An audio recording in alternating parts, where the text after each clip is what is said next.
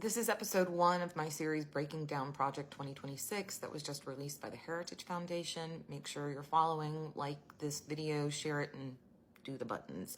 So remember, Project 2025 showed them where the resistance is. It uses that information.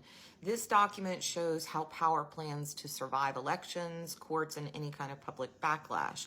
In this episode, we're talking about voting and who this affects first, not because Project 2026 ends elections, but because it makes them non-threatening for Republicans. And that distinction matters because we are not in phase 3. We are still in phase 2.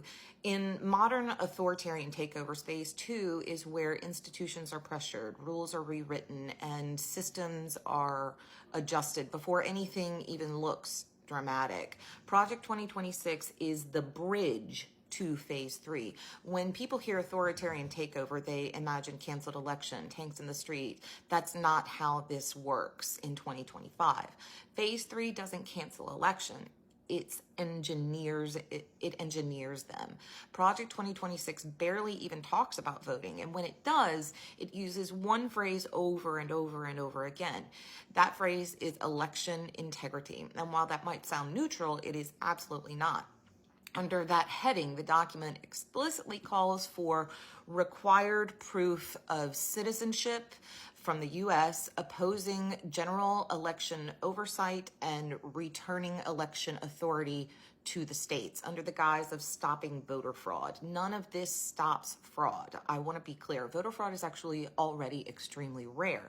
What it does raise is the cost of voting. That means more paperwork, more time, more risk, and the impact is not random. The people this affects first are women because name changes break document chains. Elderly voters because many don't even have their birth certificates anymore. Young voters, renters, and low-income voters because documents cost time and money. Those are limited resources. And, of course, BIPOC voters because documentation barriers already fall on them disproportionately. And I want you to notice that these are all legal voters. Let me give you an example of how this might work. So a woman who changed her name through marriage, divorce, can be legally barred from voting if her birth certificate doesn't match her current name on her birth certificate, and she can't immediately produce certified name change documents, even though she is a U.S. citizen who has voted legally for years. When these groups vote less, turnout drops in Democratic-leaning districts. That directly benefits Republican incumbents heading into November 2026. Elections still happen, ballots still exist, but the electorate becomes smaller, older, whiter, more male, and more reliably Republican by design. Now, let's look at what the document doesn't say.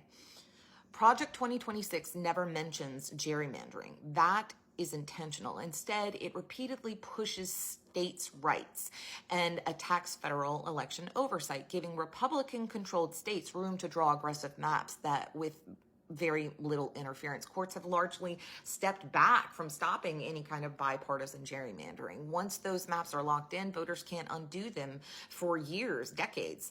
How Project 2026 fits together in the system is voting rules decide who can vote in 2026.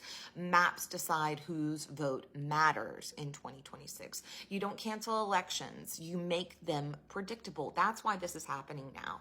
Maps drawn now can lock in power for a decade. Turnout rules set now apply in 2026. Project 2026 isn't about ending democracy overnight, and that needs to be understood. It's about making the 2026 midterms and every single election after that non-threatening to Republican control. That's how modern authoritarianism works. And this only works if they also control the government from the inside. That's episode 2. In the next episode, we'll talk about how staffing and bureaucratic capture makes these rules permanent, even if voters try to reverse them later. This document only works if people don't understand it, and now you're starting to. So follow for part 2. Stay steady, eyes open, guard the Republic.